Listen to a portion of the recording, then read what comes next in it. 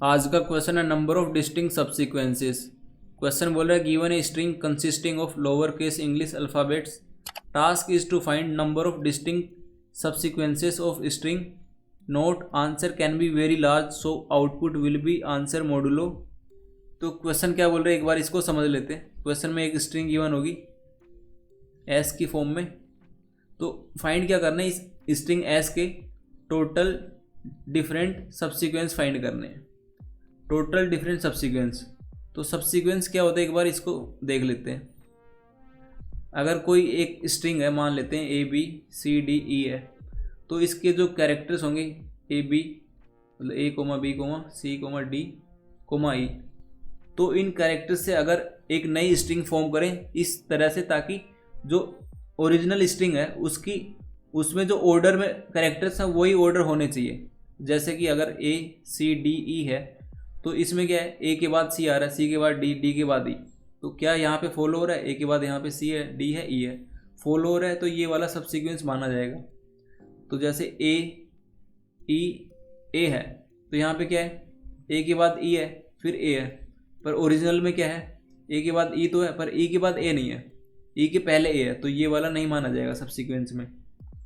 तो इस तरह से मतलब सब सीक्वेंस को आइडेंटिफाई करते हैं।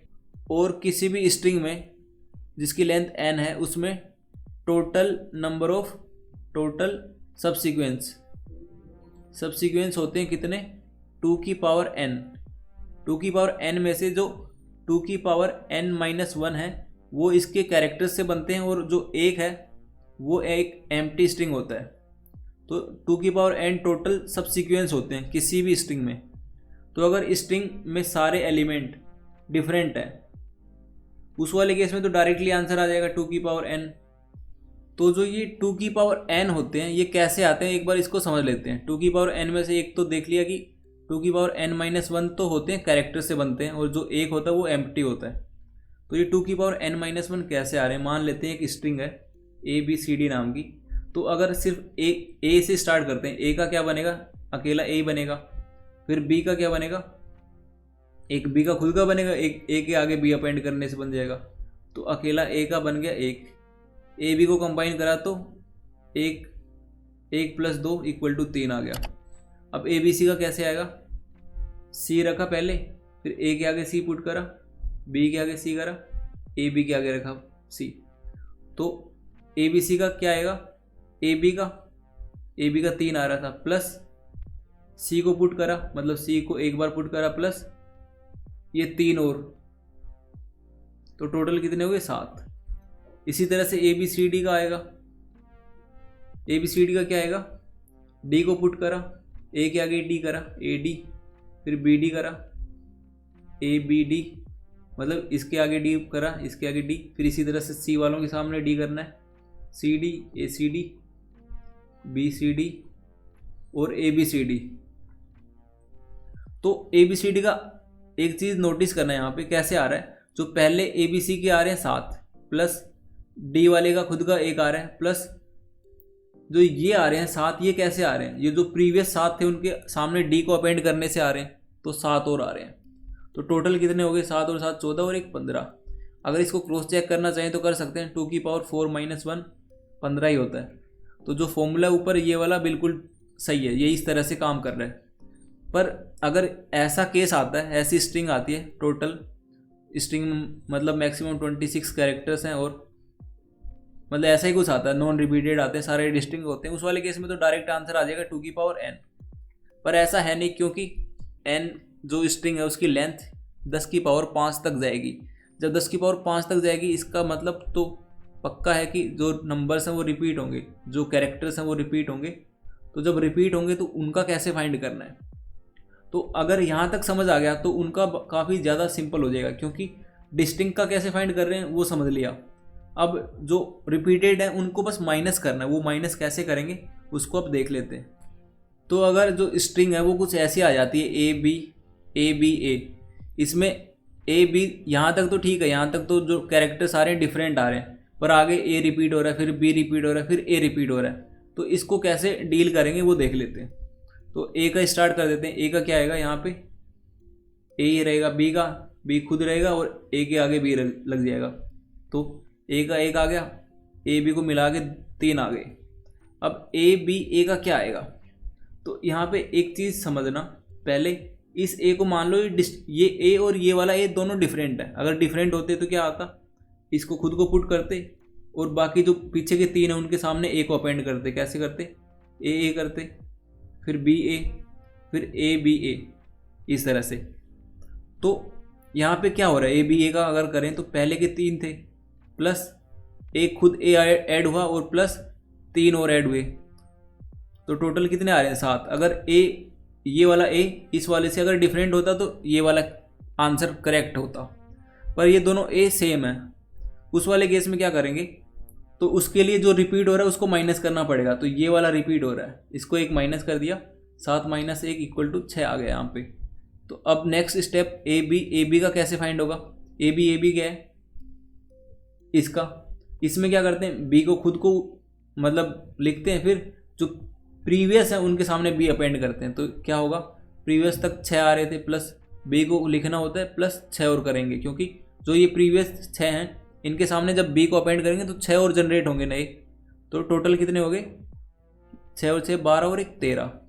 पर यहाँ पे नंबर्स रिपीट होंगे, कौन कौन से होंगे वो लिख देता हूँ मैं। बी हो गया, मतलब बी को तो खुद को मतलब पुट करना ही है, फिर जैसे ए के आगे बी पुट करना है, फिर बी के आगे बी, इसी तरह से ए बी, फिर ए बी के आगे भी बी करना है, फिर बी ए बी,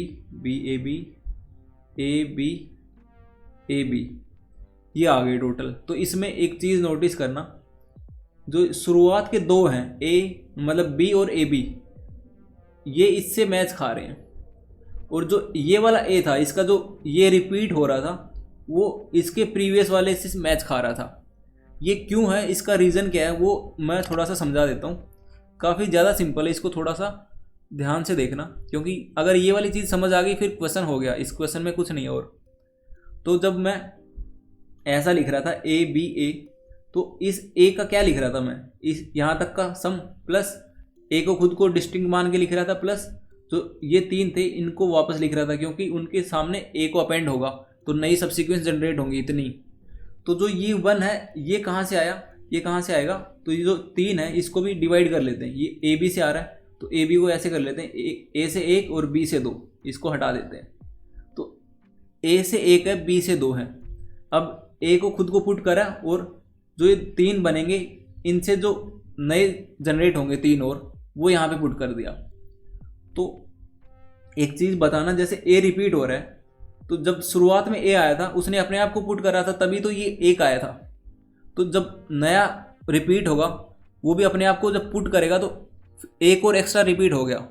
जब एक एक्स्ट्रा रिपीट हो गया तो उसको डिलीट करना है। उसको फाइंड कैसे करेंगे, जो प्रीवियस वाला ए है उस पर चले जाओ, उसके जितने भी सब्सिक्वेंस होंगे उतने माइनस करने हैं।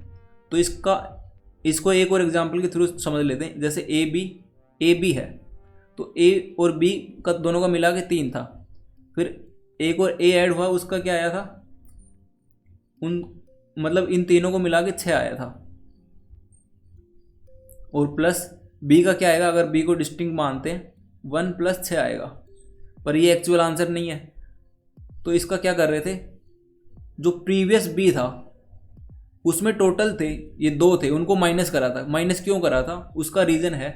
तो जो ये बी है, ये देखना ये बी कैसे बना है, एक तो अब इसने अपने आप को खुद को पुट करा, दूसरा जो इसके पहले एलिमेंट है उसके सामने एक बी अपेंड करा, तो इसके 2 सीक्वेंस ऐसे बन रहे हैं। तो इसी तरह से अगर इसके बनाएंगे, इसके कैसे बनाएंगे, खुद को पुट करेंगे, खुद को पुट करा और शुरुआत से मतलब इसके यहाँ तक जितने भी थे ये वाले, इनके सामने एक एक्स्ट्रा ऐड कर रहे थे, तो ये वाला बी भी तो ए के साथ अपेंड होकर एक और ए बी जनरेट करेगा। तो ये टोटल कितने जनरेट करेगा, उतने ही जनरेट करेगा जितने इससे जस्ट प्रीवियस वाला बी जनरेट कर रहा था, क्योंकि हैं तो दोनों लेटर सेम, तो जो जनरेट करेंगे वो भी सेम होंगे।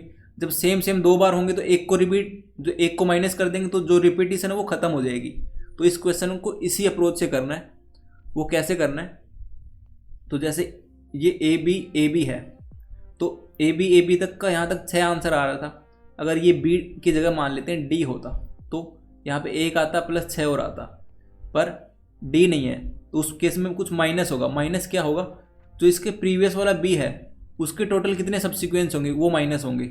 इस वाले केस में 2 थे, कौन कौन से थे, एक बी था एक ए बी था। तो अगर इसी तरह से करें तो ए बी ए का भी फाइंड कर सकते हैं। कैसे, अगर ए को डिफरेंट मानते हैं अभी के लिए तो जितने यहाँ तक आए थे कितने आए थे, ये आया था नंबर 6 और 6 12 और 11 आया था। तो यहाँ तक 11 प्लस अगर इसको डिफरेंट मानते हैं तो एक इसका खुद का ऐड होगा और 11 और ऐड होंगे क्योंकि ये इसके साथ अपेंड होगा तो और 11 नए जनरेट होंगे। पर ये रिपीट हो रहा है इसके साथ, इसका जस्ट प्रीवियस वाला क्यों ले रहे हैं, क्योंकि जो इनके साथ जो ये बनाएगा सेम ये भी तो इनके साथ बनाएगा क्योंकि तभी तो 11 ऐड कर रहे हैं। तो जब इनके साथ जो बनाएगा ये वाला सेम वही बनाएगा तो 2 बार रिपीट हो गई, मतलब एक ही चीज़ 2 बार आ गई। हमें लेना है 1 बार क्योंकि सारे डिस्टिंक्ट होने चाहिए। उसके लिए जो इससे जो सीक्वेंस बन रहे हैं उनको माइनस कर देते हैं। तो 11 + 1 + 11 माइनस, तो इससे मान लेते हैं कुछ सब सीक्वेंस होंगे x, तो वो x यहाँ से माइनस करना है। और यहाँ पे एक चीज़ और, जैसे ये वाला एग्जाम्पल था ए बी ए वाला, तो जब a रिपीट हुआ था तो इसके जितने सब सीक्वेंस थे वो माइनस करे थे। फिर जब b रिपीट हुआ था इसके जस्ट पहले वाला b के कितने सब सीक्वेंस थे वो माइनस करे थे। फिर जैसे ये a है इसके लिए ये वाला रिपीट होगा, इसके जस्ट पहले वाला ये है तो ये तो इसके लिए क्या करना पड़ेगा, मतलब अगर a रिपीट हो रहा है तो पिछले वाला a की डाटा को कहीं ना कहीं स्टोर करना पड़ेगा। उसके लिए एक एरे लेनी पड़ेगी जिसकी साइज होगी 26, क्योंकि जो डिफरेंट नंबर ऑफ अल्फ़ाबेट्स हैं वो 26 ही होते हैं A B से लेके Z तक। तो इसका कोड कर देता हूँ और अच्छे से समझ आ जाएगा, और कोड के बाद फिर उसको समझा भी दूंगा ताकि कोई डाउट ना रहे। सबसे पहले int n length of string s dot length, एक एरे लेनी है लॉन्ग एरे जिसकी साइज होगी 26, न्यू लॉन्ग 26, 2 वेरिएबल्स लेने, एक लॉन्ग आंसर एक लॉन्ग डिफरेंट। अब जो डिफ होगा उसको कैसे कैलकुलेट करते हैं, 1 + आंसर। डिफ क्या बता रहा है, total number of subsequence in the ith character of ith character. तो ये कैसे होता है, ये इसको ऑफ कर देता हूँ। तो ये हमने कैसे फाइंड करा था, अब डिफ को अपडेट करना है। डिफ इक्वल टू क्या होता है, 1 + आंसर। ये आंसर कैसे आ रहा है मैं एक बार इसको थोड़ा सा एक्सप्लेन कर देता हूँ। जैसे ये कर रहे थे, ये तो रिपीटेड वाला है, सेम वाले में समझ आ जाएगा। तो जैसे ए का फाइंड करा, ए का क्या आया था 1 सबसीक्वेंस टोटल, और जब बी का फाइंड कर रहे थे क्या कर रहे थे, एक 1 कर रहे थे बी के लिए और प्लस जितना ये था, तो 1 + आंसर। ये पिछला वाला क्या था, ये ए बेसिकली ए का आंसर बता रहा है। आंसर में क्या स्टोर करवा रहे हैं, total number of different subsequence till the ith। Answer में i-1 आएगा, i-1th तक। तो i-1th का में एक ऐड करवा रहे थे और फिर से उसको रिपीट करवा रहे थे। यही तो हो रहा था यहाँ पे। जैसे अगर ABC का फाइंड करवा, ABC के टोटल नंबर ऑफ सबसीक्वेंस कैसे फाइंड कर रहे थे, AB का कितना मान लेते हैं x है, C को पुट कर रहे थे प्लस ये जो x हैं AB से बने उनके सामने अगर C को अपेंड करेंगे तो x और जनरेट होंगे। तो बेसिकली इसको मैं डिफ बोल रहा हूँ, 1 + x को, और x यहाँ पे क्या है, total number of different subsequence till i-1th character. Diff हो गया 1 + आंसर। अब क्या होता था, अगर जो कैरेक्टर्स हैं वो सारे डिफरेंट हैं, उस वाले केस में क्या करते थे, इफ़ अगर array of x equal to -1 है, उस वाले केस में यहाँ पे फिल करना पड़ेगा सब में -1, एरेज डॉट फिल, एरे में -1 करना है। तो -1 इंडिकेट करेगा कि जो एलिमेंट पे गए हैं अब वो अभी तक रिपीट नहीं हुआ है, वो पहली बार आया है। उस वाले केस में क्या होता था, आंसर को अपडेट कैसे करते हैं, तो उस वाले केस में क्या करते हैं, आंसर में ऐड करते हैं आंसर प्लस डिफ, और डिफ में क्या है, स्टोर है 1 + आंसर। तो जो काम वहाँ पे करा था वही काम यहाँ पे लिख के बता रहा हूँ बस। मोड करना है क्योंकि आंसर बड़ा हो सकता है। इंट एक मोड ले लेते हैं, मोड 1 2 3 4 5 6 7 8 9 9, ठीक है। और अगर जो कैर वो रिपीटेड आ रहा है उस वाले केस में क्या करते थे, आंसर को अपडेट करते थे, आंसर प्लस डिफ तो करते ही थे, साथ साथ में एक चीज़ माइनस करते थे। माइनस क्या करते थे, माइनस क्या करते थे, अगर ए बी ए, तो अगर ये वाली स्ट्रिंग होती है तो इसका लिख दिया, इसका लिख दिया, यहाँ तक नॉन रिपीटेड था। तो जैसे रिपीटेड आता था तो क्या करते थे, जो प्रीवियस ए होता था उसके जितने टोटल नंबर ऑफ सबसीक्वेंस होते थे उनको माइनस करते थे। और वो हमने कहाँ पे स्टोर करवा रखे हैं, वो है एरे ऑफ एक्स में। तो माइनस करना पड़ेगा एरे ऑफ एक्स। ये काम जब कर दिया, इसको मोड भी लेना है, मोड, क्योंकि आंसर काफ़ी बड़ा हो सकता है। उसके बाद जो एरे होती थी उसको अपडेट भी करना है, array of X equal to diff. यहाँ पे आंसर में एक ऐड करना है, क्योंकि एक जो एम्प्टी स्ट्रिंग होगी वो भी सबसीक्वेंस का पार्ट है। फिर रिटर्न करना है इंट ऑफ आंसर, अगर 0 से छोटा उस वाले केस में आंसर प्लस मोड, नहीं तो आंसर।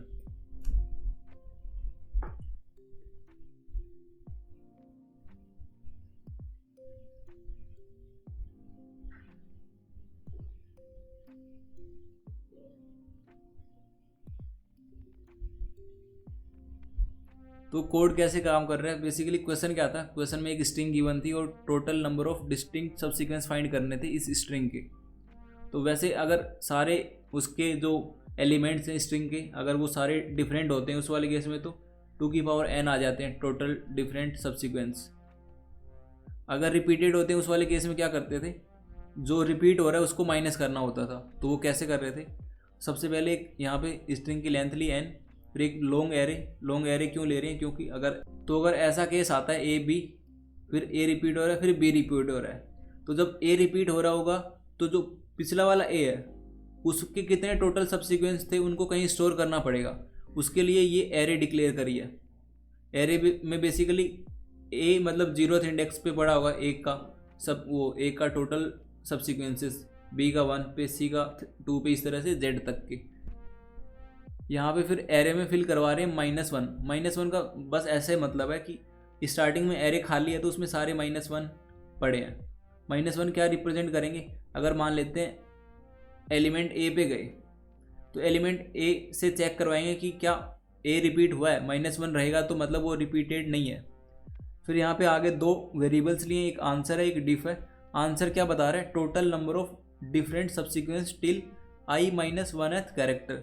अगर ए बी सी स्ट्रिंग है और मैं अभी सी का फाइंड करना चाह रहा हूँ, उस वाले केस में जो ए बी का टोटल जो वो बनेंगे सबसीक्वेंस डिस्टिंक्ट वाले, वो आंसर के पास है। और जो डिफ के पास क्या है, अब जो सी है इसके जो बनेंगे नए वो डिफ के पास है। तो ये है डिफ और ये है आंसर, इस तरह से। फिर ये लूप चल रहा है यहाँ से लेके यहाँ तक। इसमें क्या करवा रहे हैं, जो एक्स है वो बस इंडेक्सिंग को फाइंड करेगा कि कौन से एलिमेंट की कौन सी इंडेक्सिंग एरे में।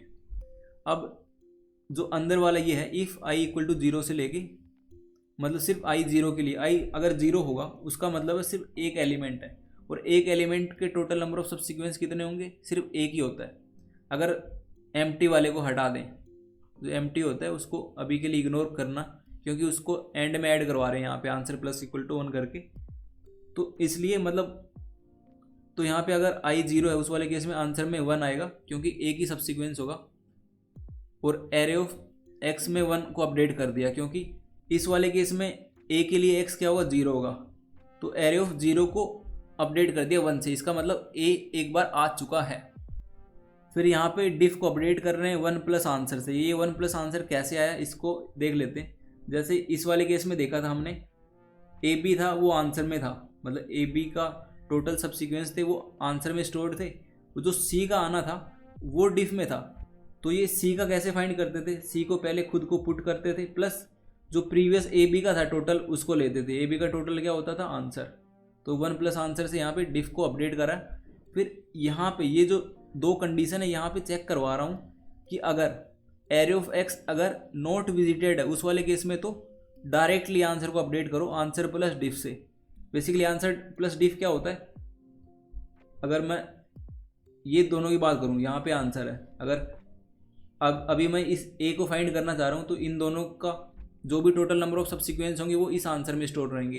तो इसका कैसे फाइंड करते थे, 1 प्लस ये आंसर। अभी के लिए मान लेते हैं ये सी है क्योंकि डिफरेंट की बात कर रहे हैं। तो जब सी होता है उस वाले केस में सी को पुट करते हैं प्लस इस आंसर को पुट करते हैं। तो आंसर प्लस 1 क्या होता है, आंसर प्लस 1 अभी हमने देखा डिफ होता है। तो यहाँ पे आंसर प्लस डिफ से अपडेट करवा रहे हैं और मोड ले रहे हैं क्योंकि नंबर काफ़ी बड़ा हो सकता है।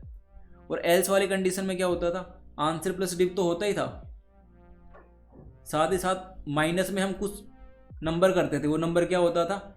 और जो ये एरे एक्स है इसमें क्या स्टोर करवा रहे हैं, total number of subsequence store करवा रहे हैं, डिफरेंट सब्सिक्वेंस। कौन से एलिमेंट पे, एक्स को कैसे फाइंड कर रहे हैं, एस डॉट कैरेट आई माइनस ए, इस वाले फॉर्मूले से। तो बेसिकली यहाँ पे ये एक्स बताएगा कि अगर ए बी ए ये मेरे पास एक स्ट्रिंग होती तो अगर इस लास्ट वाले ए का मैं फाइंड कर रहा हूँ तो ये एरे ऑफ एक्स बताएगा इसके प्रीवियस वाले ए का टोटल नंबर ऑफ सब्सिक्वेंस। और हम ऐसा ही कर रहे थे क्योंकि ए बी ए का कैसे फाइंड करते थे, ए बी का जो भी टोटल आता था प्लस 1 प्लस फिर से ए बी का, मतलब फिर से रिपीट होता था ये, और माइनस कुछ नंबर करते थे। वो नंबर क्या होता था, इस ए का टोटल नंबर ऑफ सब्सिक्वेंस। और फिर एरे को अपडेट करा, आंसर में प्लस करा क्योंकि जो एम्प्टी वाली स्ट्रिंग है उसको भी ऐड करना है, और फिर यहाँ पे रिटर्न कर दिया इसको। इस तरह से ये कोड काम कर रहा है। आई होप समझ आ गया होगा। इस कोड की टाइम कॉम्प्लेक्सिटी होगी बिग ऑफ एन, क्योंकि यहाँ पे एक लूप ही चला रहे हैं आई इक्वल टू 0 से लेके n तक। और इसकी स्पेस कॉम्प्लेक्सिटी क्या होगी, ये होगी बिग ऑफ 26, क्योंकि इसमें एक ही एरे ले रहे हैं और वो भी जिसकी साइज़ है 26। तो बिग ऑफ 26 है और इस 26 को काफ़ी छोटा नंबर है ये, तो इसको 1 भी लिख सकते हैं क्योंकि n के कंपेरेटिवली काफ़ी छोटा नंबर है। उस वाले केस में इसको कांस्टेंट मान के बिग ऑफ 1 की तरह कंसीडर कर सकते हैं।